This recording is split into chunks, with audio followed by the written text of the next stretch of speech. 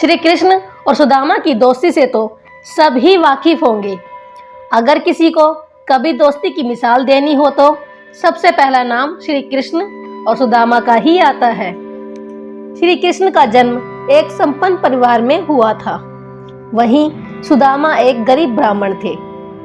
दोनों में जमीन आसमान का फर्क था, लेकिन फिर भी दोनों की दोस्ती की मिसालें आज भी दी जाती है।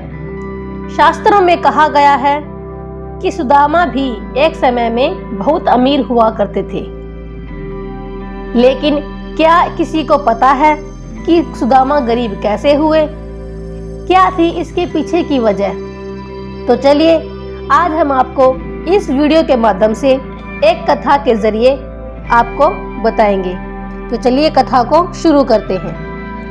पौराणिक कथा के अनुसार एक ब्राह्मणी थी जो बहुत गरीब थी, भिक्षा मांगकर जीवन व्यतीत करती थी।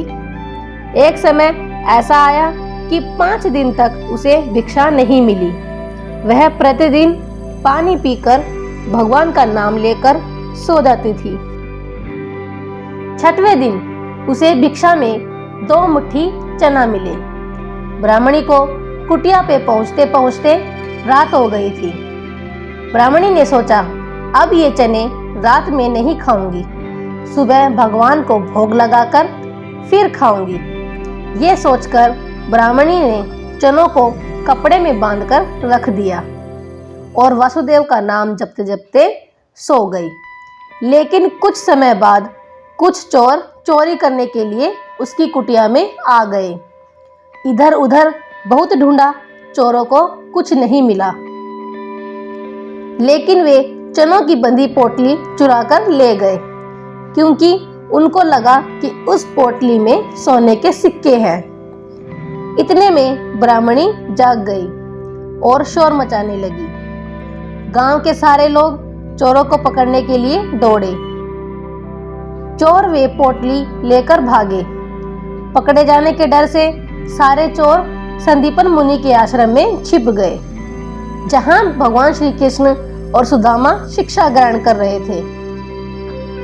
कुछ समय बाद चोर उस आश्रम से भाग गए, लेकिन वे चनों की पोटली वहीं पर भूल गए। इधर भूख से व्याकुल ब्राह्मणी ने श्राप दिया कि मुझ दिनहीन असहारा के जो भी चने खाएगा वह दरिद्र हो जाएगा। प्रातःकाल गुरु माता आश्रम में झाड़ू लगाने लगी और उसे वहीं चने की पोटली मिली।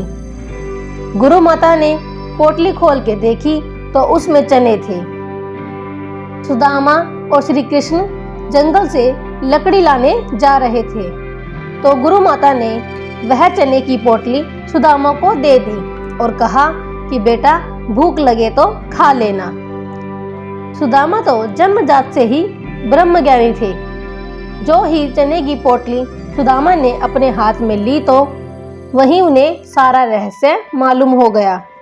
सुदामा ने सोचा कि गुरु माता ने कहा है कि ये चने दोनों बांटकर खा लेना, लेकिन ये चने अगर मैंने श्री कृष्ण को खिला दिए तो सारी सृष्टि दरिद्र हो जाएगी। मैं ऐसा नहीं करूंगा। मेरे जीवित रहते मेरे प्रभु दरिद्र हो जाए, ऐसा कदापि नहीं होगा। तो इसी बात के डर से सुदामा ने सारे चने खुद खा लिए। दरिद्रता का श्राप सुदामा ने स्वयं ले लिया, लेकिन अपने मित्र श्री कृष्ण को एक भी दाना चने का नहीं दिया। तो ऐसे निभाई सुदामा ने अपनी दोस्ती और खुद बन गए गरीब। वीडियो अच्छी लगी तो एक लाइक जरूर करें और चैनल को सब्सक्राइब भी करें।